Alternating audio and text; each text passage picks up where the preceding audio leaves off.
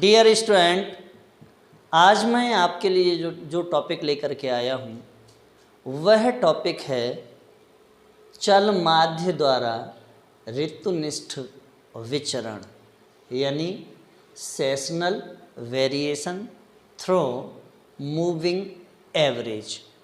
अब देखिए, इससे पहले मैंने आपको ऋतुनिष्ठ विचरण विधि का अध्ययन कराया था। अब मैं आपको जो अध्ययन करा रहा हूँ वह अध्ययन कराऊंगा चल माध्य द्वारा ऋतुनिष्ठ विचरण यानी sessional variation through moving average.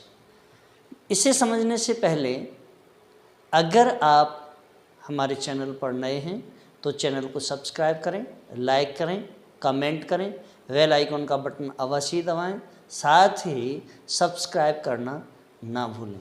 देखिए, चल माध्य द्वारा ऋतुनिष्ठ विचरण यानी चल माध्य ऋतुनिष्ठ विचरण है क्या? देखिए, यदि काल श्रेणी के मूल समंक पर उपनति का भी प्रभाव पड़ता है तो चल माध्यों का प्रयोग करके ऋतुनिष्ठ विचरणों का मापन किया जा सकता है। इस रीति का यह विशेष लाभ है कि इसके द्वारा लगभग सभी प्रकार के विचरणों, प्रवृत्ति, अल्पकालिक परिवर्तन तथा ऋतुनिष्ठ एवं अनियमित या दैव उच्चावचन का विश्लेषण हो जाता है। यह रीति काल श्रेणी की या काल श्रेणी के योगशील निदर्श पर आधारित है। इस विधि में अब देखिए, इस विधि को ज्ञात करने के लिए हमें कुछ रीतियों का प्रयोग करना पड़ता है और उसमें सबसे पहली जो रीति है वह है नंबर 1, समंकों के चल माध्य निकाले जाते हैं। जो भी समंक दिए गए हैं उन सभी समंकों के हम पहले चल माध्य यानी समांतर माध्य को ज्ञात करेंगे। चल माध्य निकालेंगे, चल माध्य के बाद में फिर समांतर माध्य निकालेंगे। तो सबसे पहले हमें क्या करना है, चल माध्य निकाले जाते हैं। यदि मासिक आंकड़े दिए हों तो 12 मासिक चल माध्य और यदि त्रैमासिक वस्तुओं के समंक ज्ञात हों तो चर त्रैमासिक चल माध्य निकाले जाएंगे। दोनों ही परिस्थितियों में अवधि युग्म होने के कारण चल माध्यों को केंद्रित किया जाता है।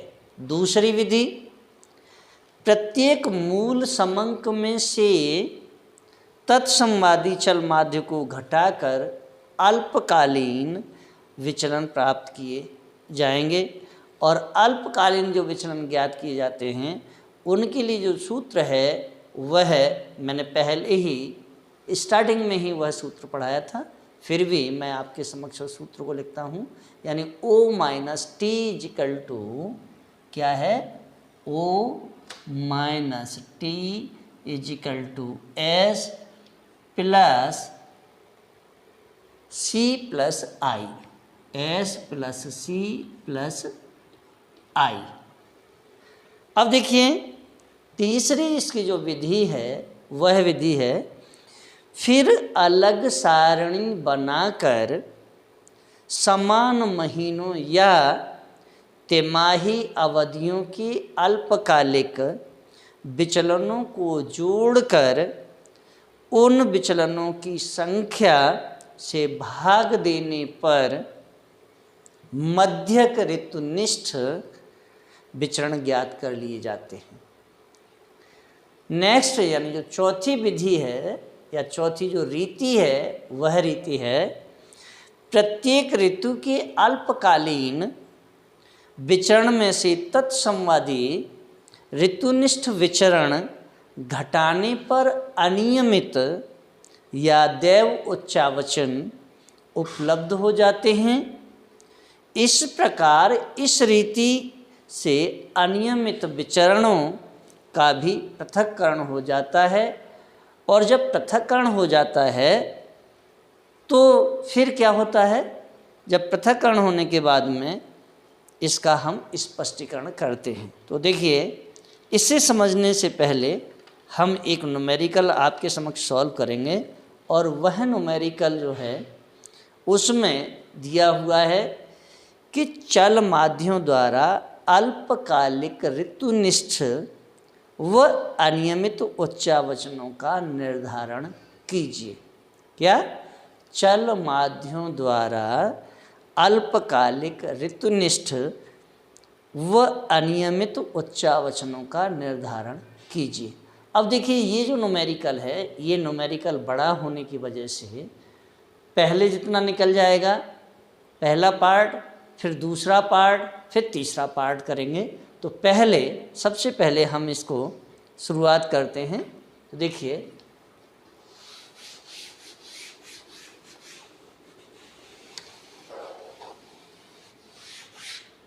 और यह जो न्यूमेरिकल है, विशेष तौर पर यह न्यूमेरिकल जो लोग जिनके पास ज्योग्राफी सब्जेक्ट है उनके प्रैक्टिकल में ये विशेष तौर पर आता है, और जिनके पास इकोनॉमिक्स सब्जेक्ट है, जिनकी स्टैटिक्स है, उनके लिए तो यह आता ही आता है, और ये ज्योग्राफी में स्पेशली अप्लाई किया जाता है। कौन सा? चल माध्य वाला। अब देखिए, सबसे पहले हम लेते हैं वर्ष। अब देखिए,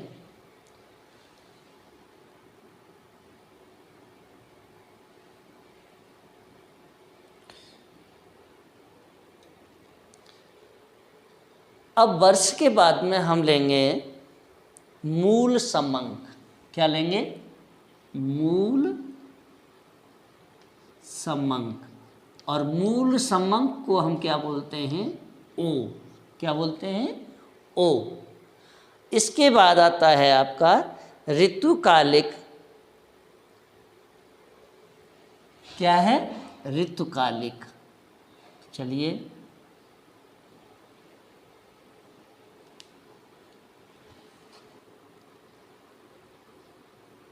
ऋतुकालिक।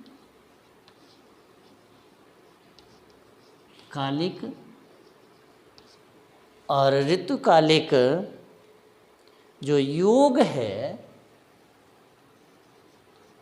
ऋतुकालिक योग, और मैं इसे थोड़ा शॉर्ट करूँगा क्योंकि न्यूमेरिकल बड़ा है।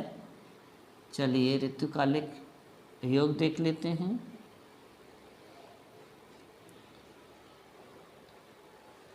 इसके बाद आपका आएगा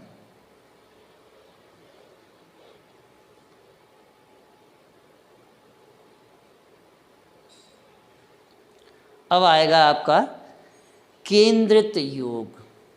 कौन सा? केंद्रित योग। और केंद्रित योग को निकालते हैं।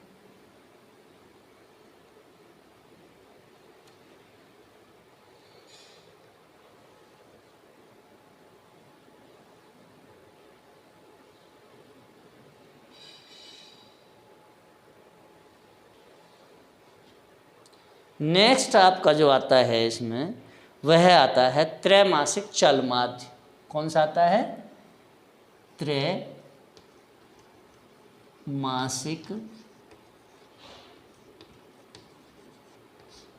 चल माध्य। अब त्रैमासिक चल माध्य निकाल लेते हैं भाई। त्रैमासिक चल माध्य के बाद में आपका आएगा अल्पकालिक उच्चावचन। क्या आएगा? अल्पकालिक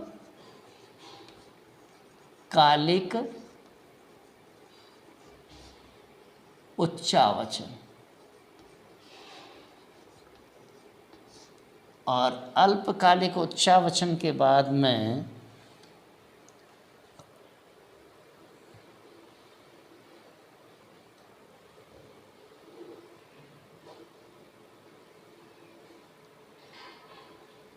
फिर आपका आएगा ऋतुकालिक विचरण, ऋतुकालिक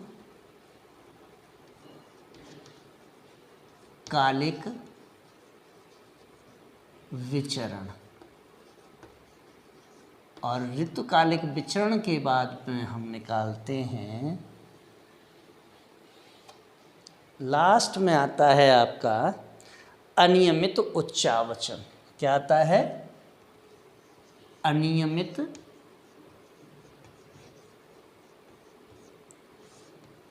उच्चावचन। अब देखिए शुरुआत करते हैं।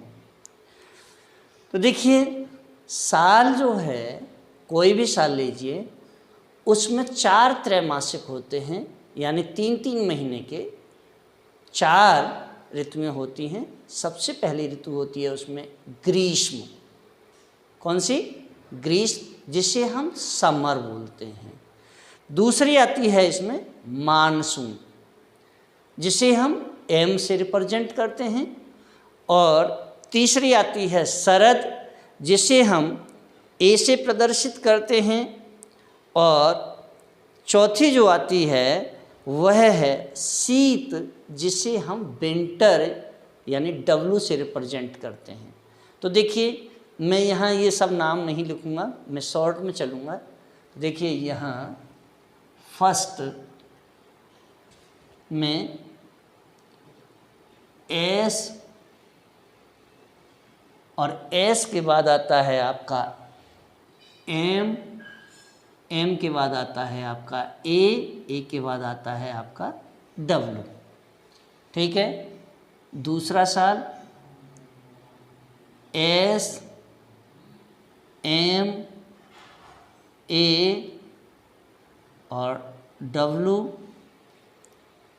फिर तीसरा, और तीसरे में एस, एम, ए, डब्लू।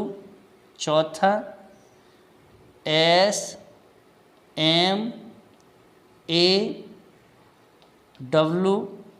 पांचवा एस, एम, ए, डब्लू, यानी ग्रीष्म, मानसून, शरद और शीत। ग्रीष्म, मानसून, शरद, शीत। ग्रीष्म, मानसून, शरद, शीत। ग्रीष्म, मानसून, शरद और शीत। ग्रीष्म, मानसून, शरद व शीत। तो यहाँ जो लिए हैं ये 5 साल लिए हैं, और 5 साल में कितने त्रैमासिक हो जाएंगे? 20। कितने? 20। यानी एक में 4 होते हैं तो 5 में 20 हो गए। अब देखिए इनकी वैल्यू जो दी है, जो ओ की वैल्यू दी है, मूल समंक क्या है?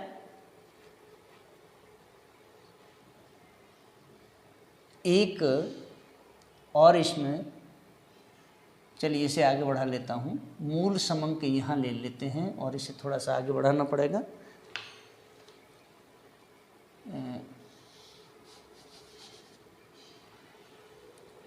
ये हो गई ऋतु, और ऋतु के बाद मूल, ये हैं ऋतुएं। मूल समंक, और मूल समंक के बाद में आता है आपका ऋतुकालिक योग। चलिए ऋतुकालिक योग, और ऋतुकालिक योग, और ऋतुकालिक योग के बाद आता है आपका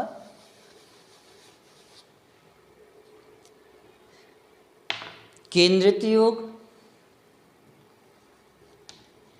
और केंद्रित योग के बाद आता है आपका त्रैमासिक,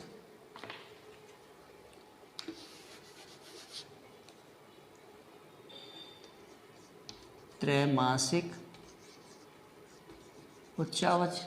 और इसके बाद त्रैमासिक चल माध्य जो है, त्रैमासिक चल माध्य, और चल माध्य के बराबर बाद में आएगा आपका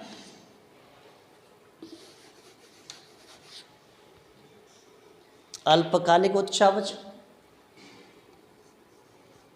अल्पकालिक उच्चावचन, और अल्पकालिक उच्चावचन के बाद में आता है आपका ऋतुकालिक विचरण। कौन सा आता है? ऋतुकालिक विचरण।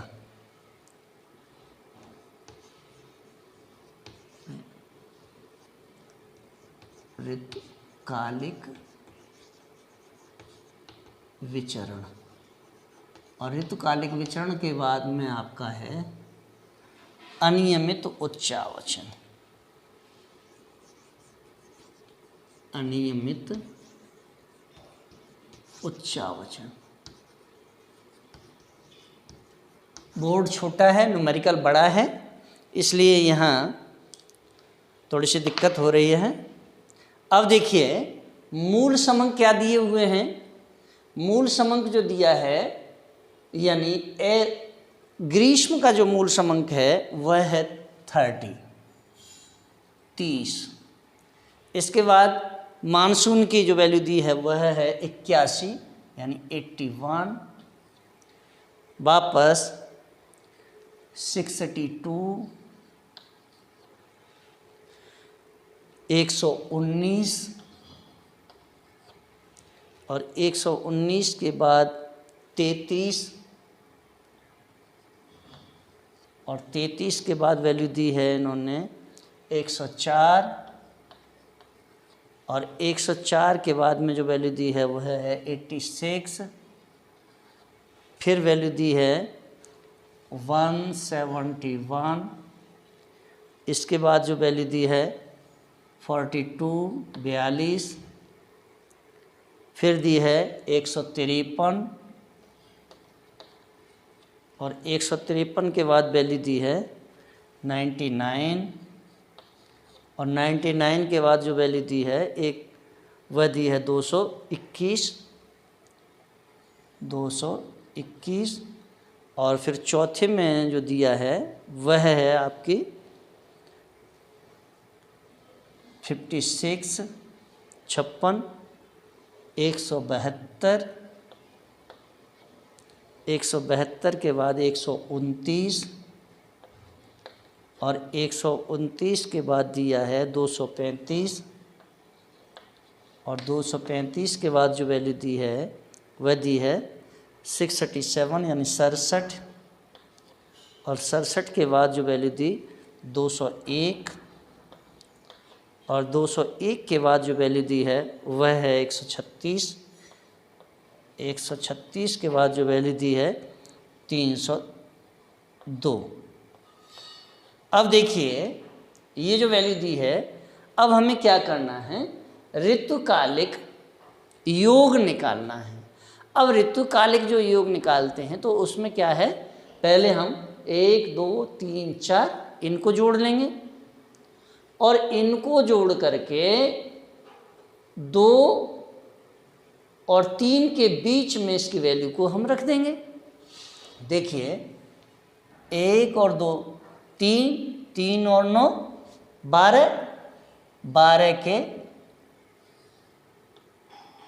2 हासिल का 1, और 4, 8 और 4 12, 12 और 6, 12 और 6 हुए आपके साथ 12 और 6 18, और 1 19 के 9 हासिल के 2, सॉरी 1 और 1 2, 292।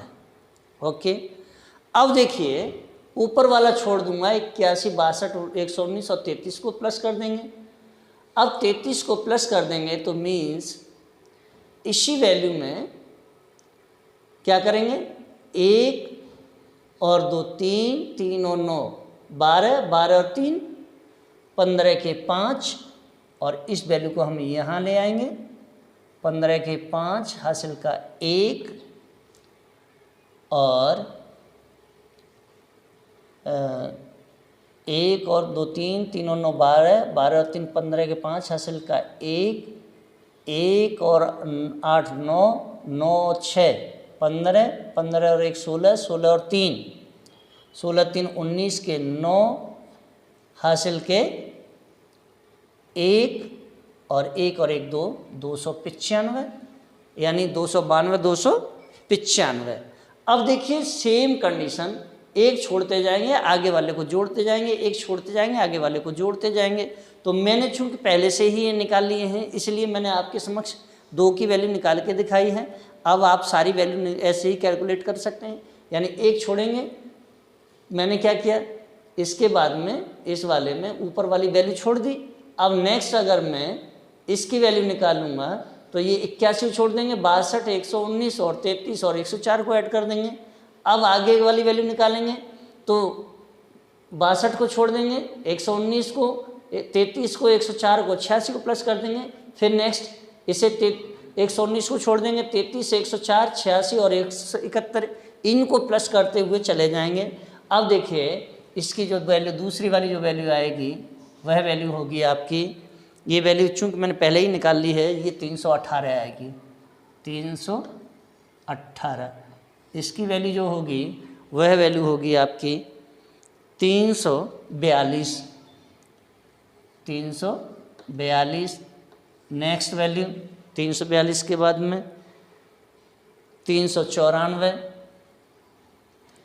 और 394 के बाद में 409, ये वैल्यू 409 आ जाएगी। और 409 के बाद में आगे की वैल्यू कैलकुलेट करिए, 409 के बाद 452। नेक्स्ट इसकी वैल्यू कैलकुलेट करेंगे, 452 के बाद में आपका आ जाएगा 465। फिर यहाँ की वैल्यू 465 के बाद 515। नेक्स्ट वैल्यू निकालिए, 515 के बाद में 529 और 529 के बाद में वैल्यू निकालिए, ये आ जाएगी 548। फिर वैल्यू निकालिए, 548 के बाद में आ जाएगी आपकी 578। नेक्स्ट वैल्यू निकालेंगे, आ जाएगी 592।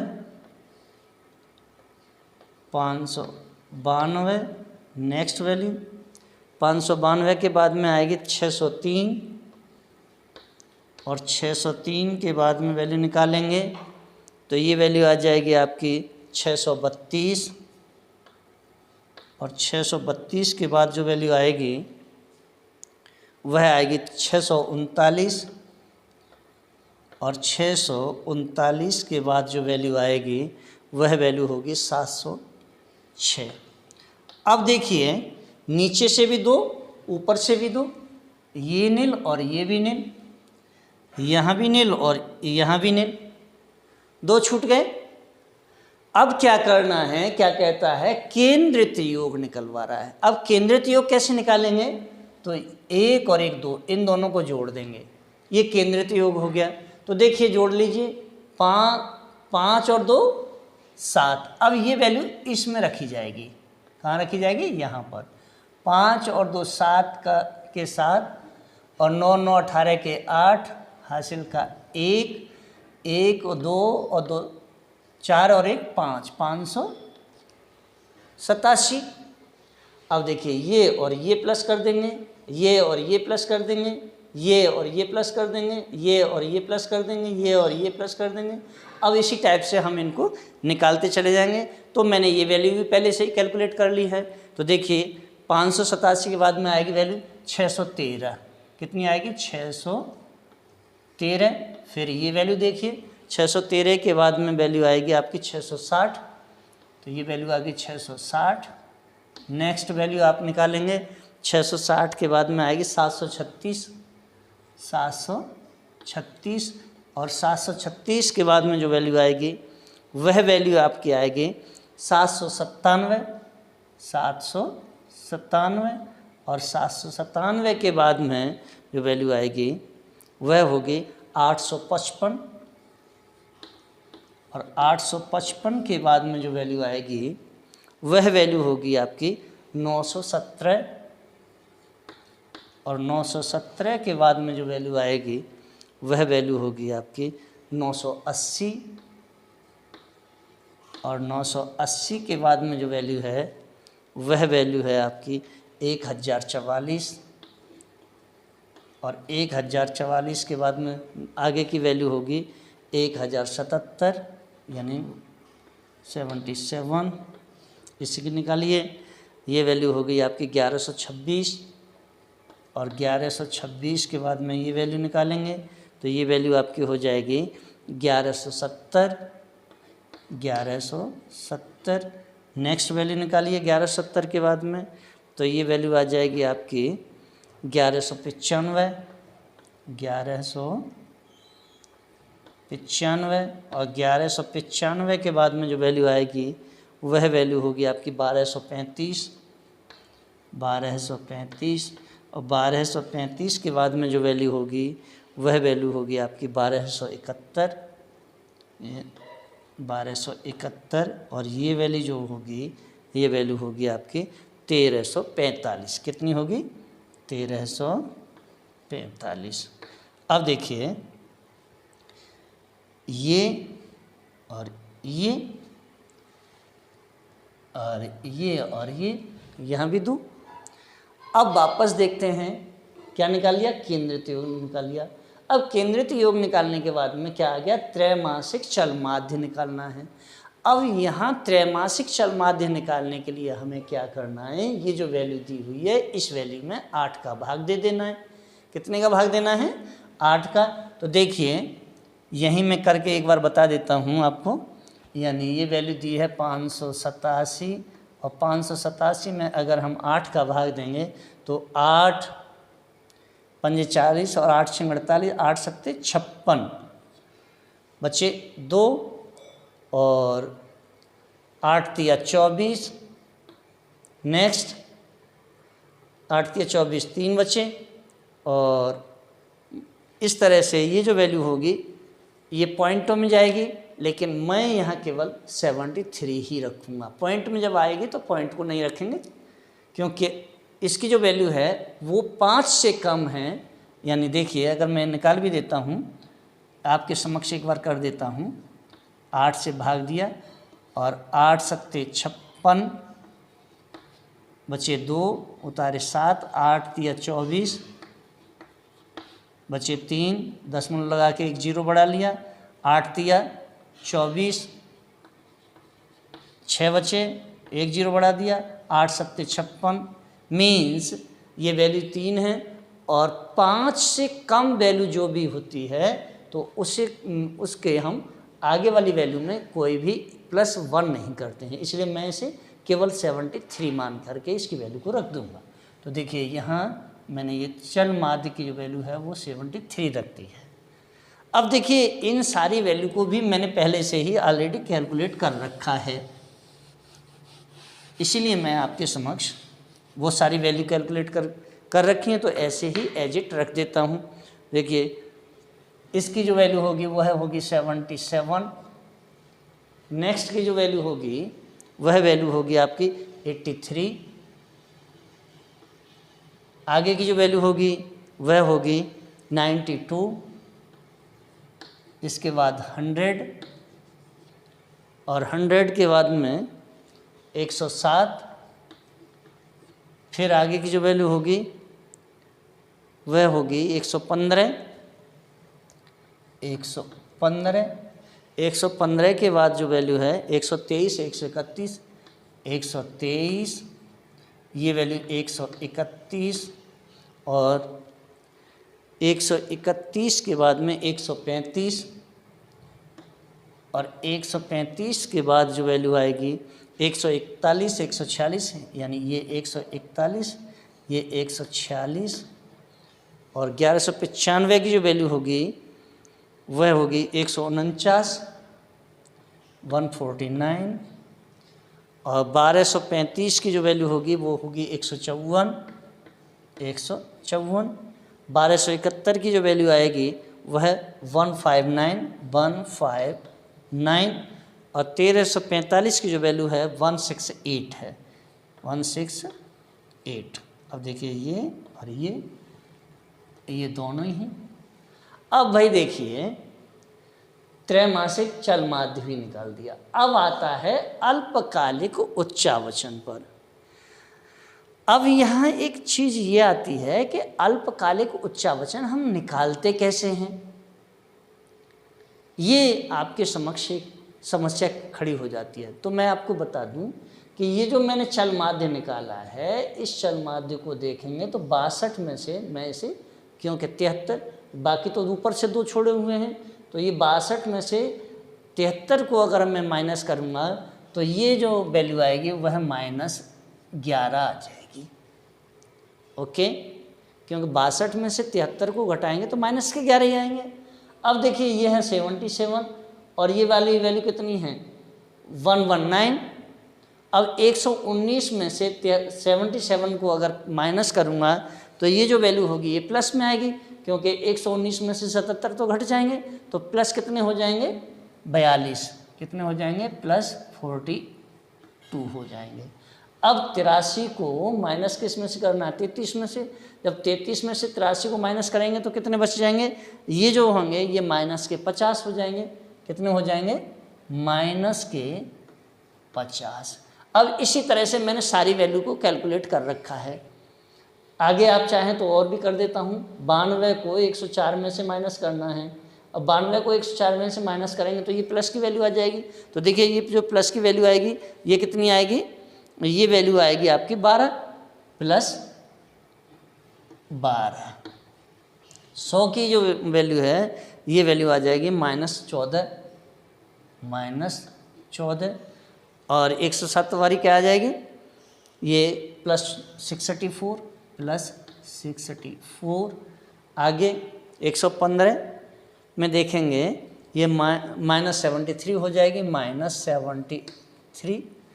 और 123 की जो वैल्यू आएगी वह आएगी +30। अब +30 कहाँ से आ गए, 123 को 153 में से घटा देंगे तो 30 बच जाएंगे। नेक्स्ट आगे -32, नेक्स्ट वैल्यू जो होगी वह वैल्यू होगी +86। आगे देखिए +86 के बाद में -85 और -85 के बाद में आप देखेंगे +26। इसके बाद वैल्यू आएगी -20, फिर +81, वापस -92 और आगे +33। अब देखिए ये प्लस माइनस में वैल्यू आई है। अब मेरे समक्ष एक समस्या क्रिएट हो रही है कि जब मैं ऋतुकालिक विचरण को ज्ञात करूंगा तो कैसे ज्ञात करूंगा। तो ऋतुकालिक विचरण को ज्ञात करने के लिए अब मुझे क्या करना है, इस सारे को पीछे से हटाना पड़ेगा, तब मैं आपके समक्ष ऋतुकालिक विचरण निकालूंगा। तो अगर मैं हटा लेता हूँ उसे, और कुछ जो चीज़ें हैं मैंने आपके समक्ष सारी लिखी हैं। अब मैं ऋतुकालिक विचरण को निकालने के लिए पहले मुझे एक टेबल का निर्माण करना पड़ेगा, इसीलिए मैं यहाँ से थोड़ा सा पार्ट हटाऊंगा। चलिए, और ये जो थोड़ा सा पार्ट हटाना है, ये इतना पार्ट पीछे वाला हटा लेते हैं।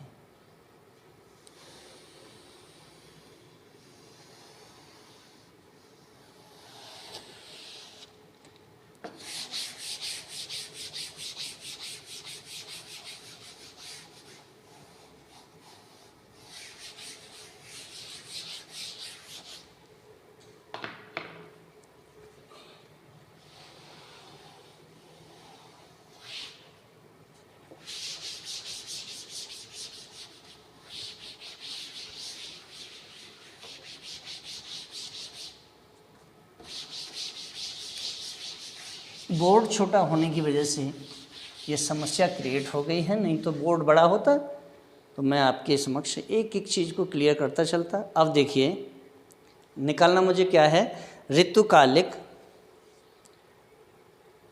विचरण। तो देखिए ऋतुएं कितनी हैं, ये ग्रीष्म यानी एस, मानसून, और मानसून के बाद में क्या है, शरद जिसे हम ए बोल रहे थे, और शीत, यही ना 4। तो देखिए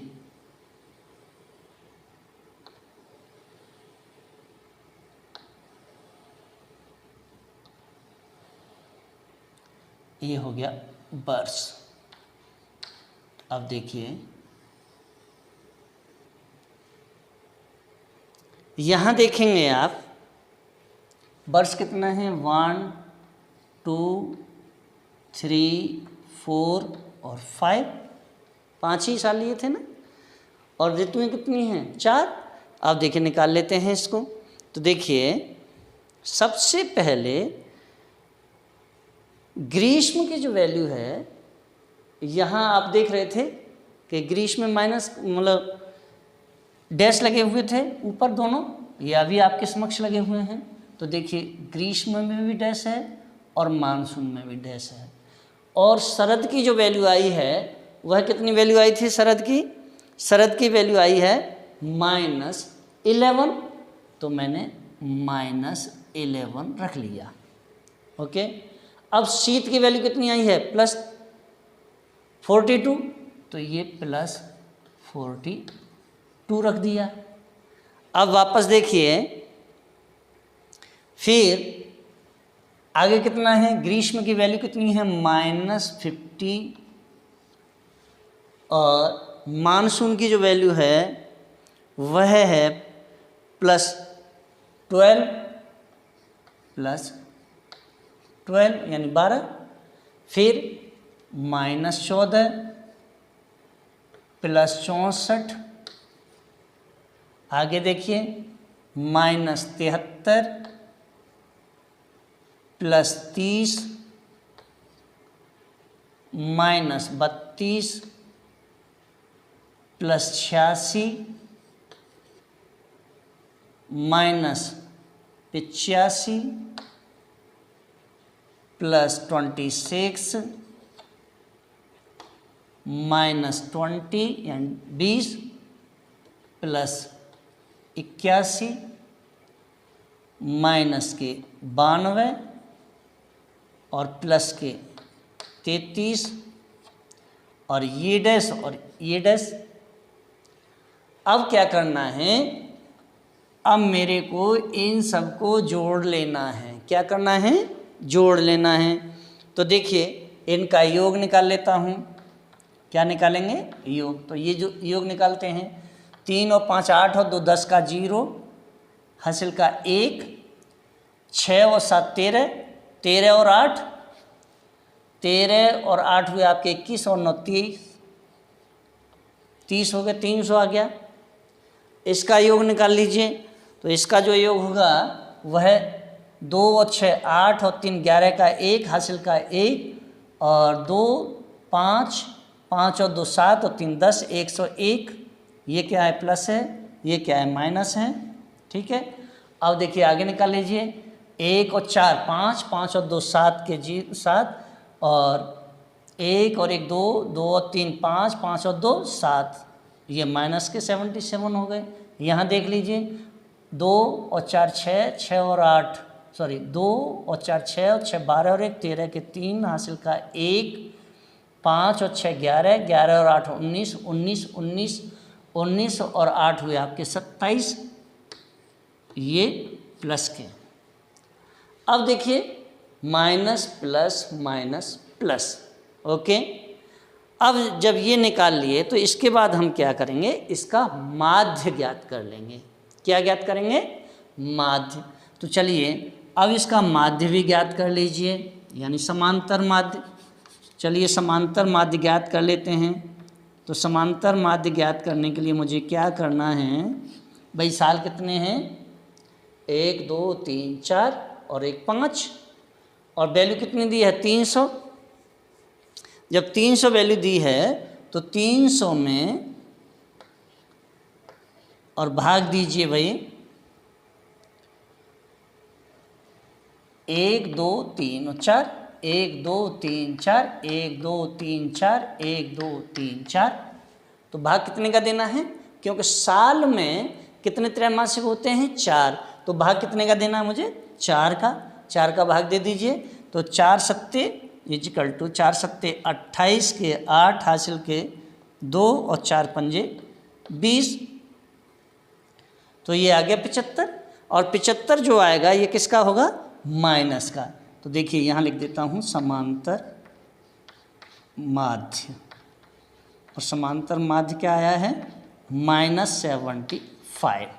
ओके, अब देखिए ये -75 आ गया, आगे वाला भी निकाल लीजिए।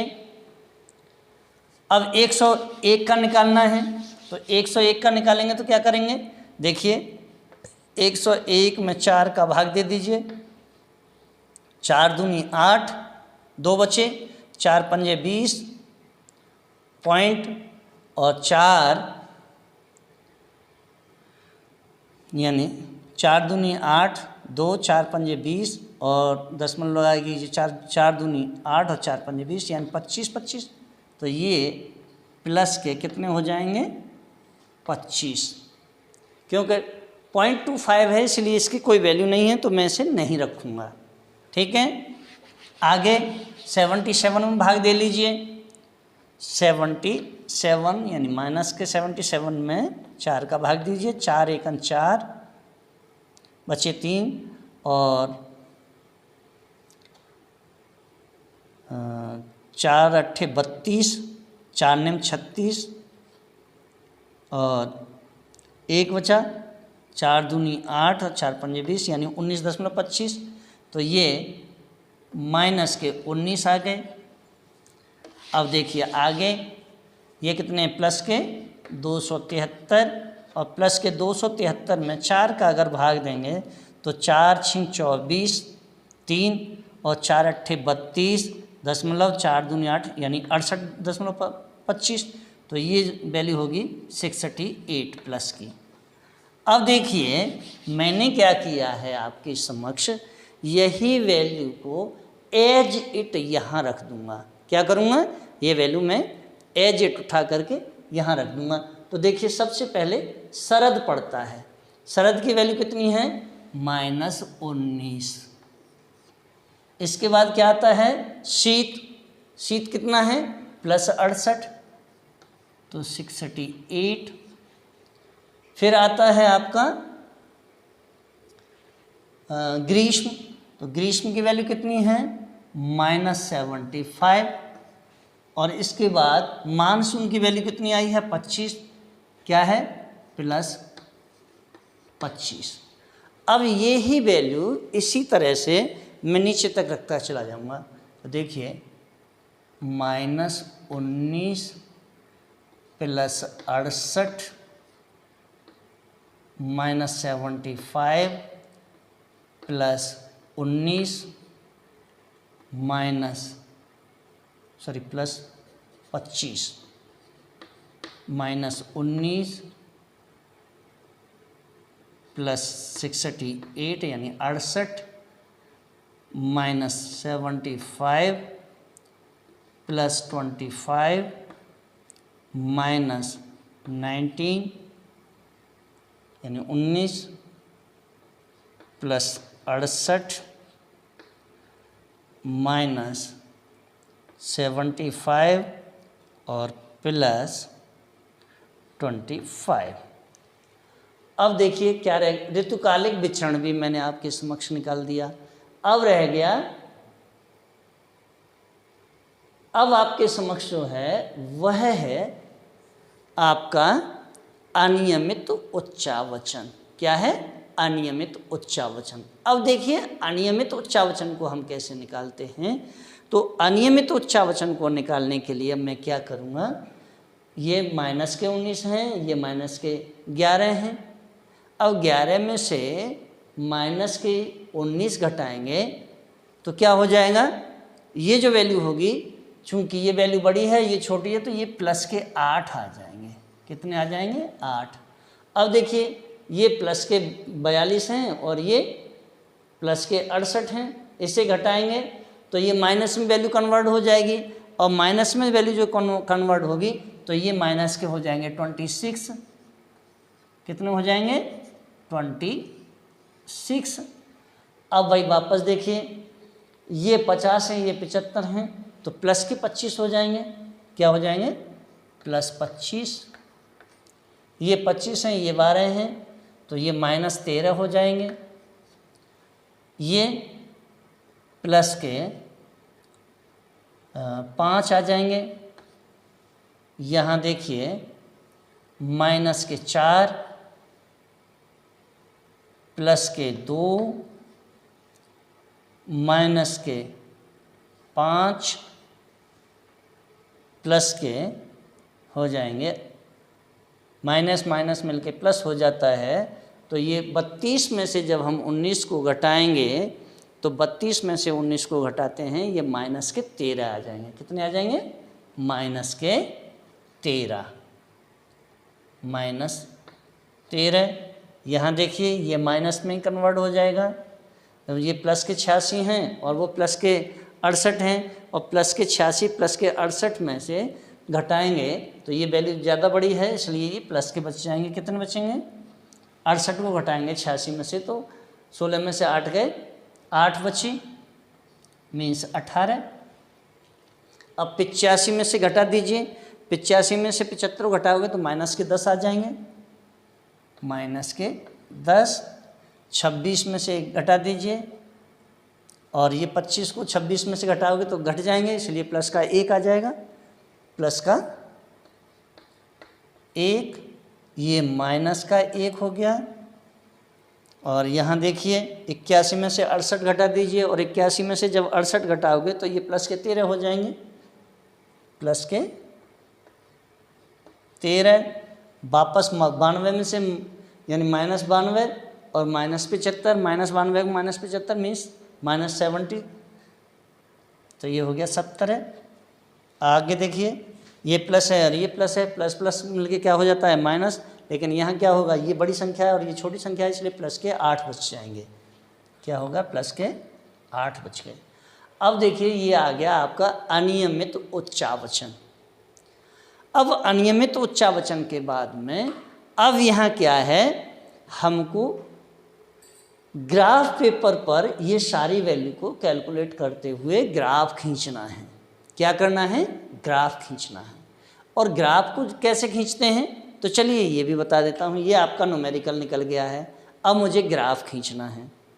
तो देखिए ग्राफ कैसे खींचेंगे, ये वैल्यू सब हटानी पड़ेंगी अब ग्राफ के लिए।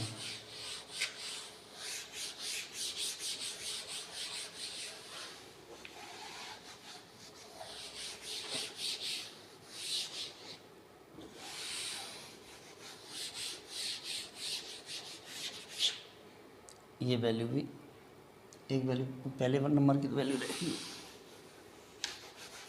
अब देखिए मैंने ये इतनी वैल्यू छोड़ी हैं, इनको भी देख लेते हैं।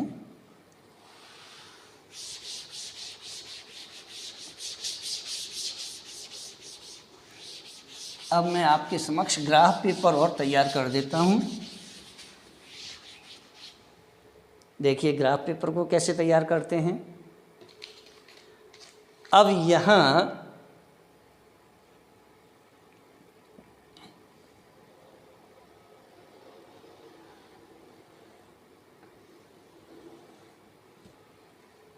कितने हैं,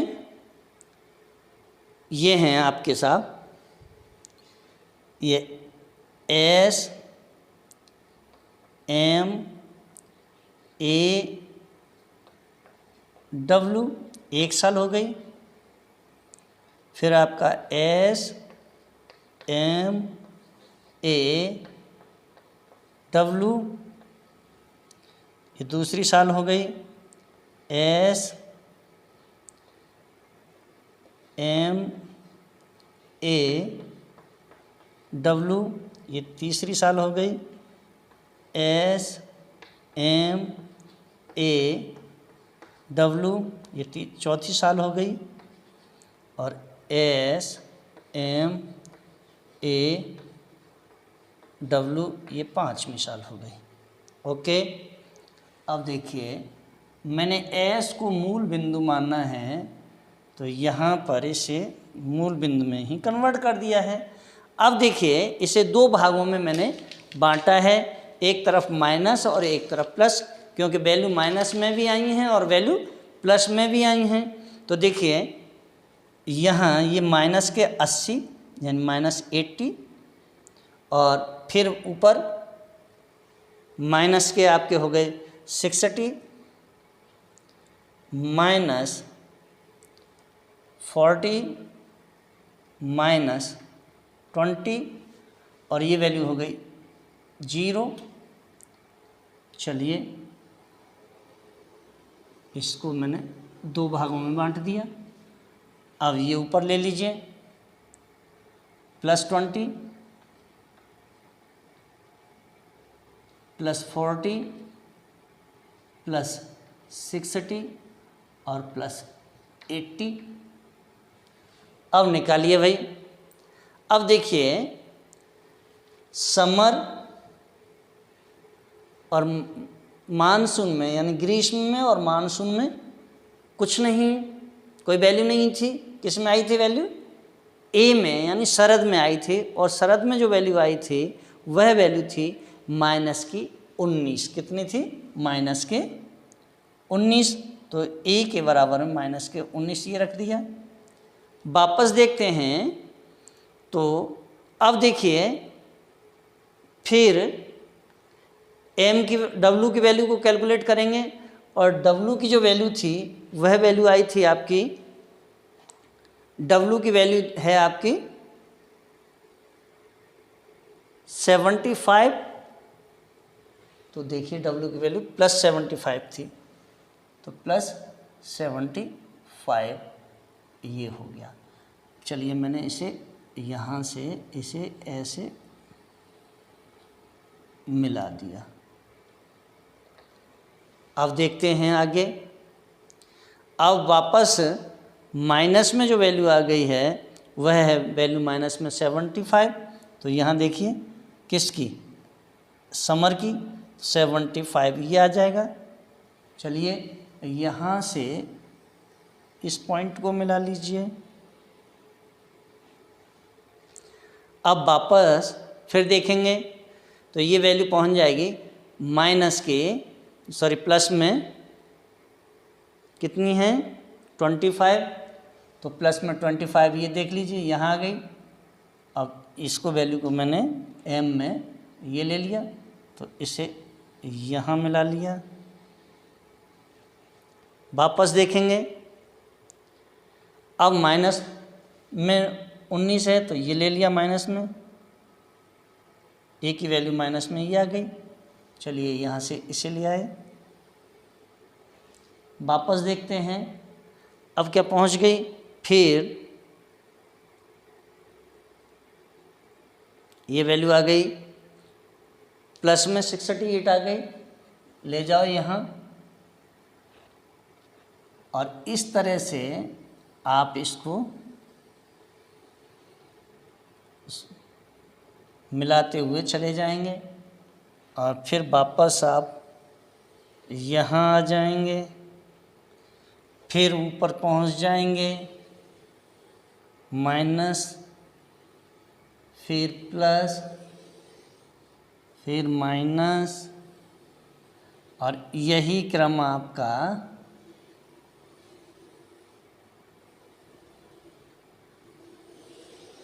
ये होगा।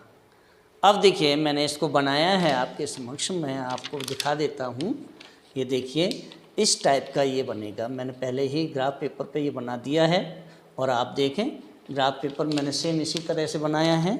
और इसके बाद में आप देखेंगे तो यहाँ से देखेंगे ये आपकी ट्रेंड लाइन है। क्या है? ये ट्रेंड लाइन है। यहाँ से इधर देख चलते हैं, जो डॉट डॉट है वो ट्रेंड लाइन है, और वापस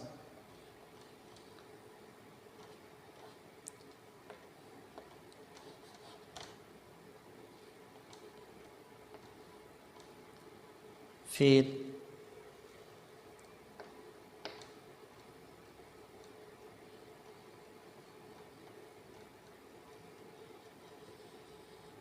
इस टाइप से ये चलेगी।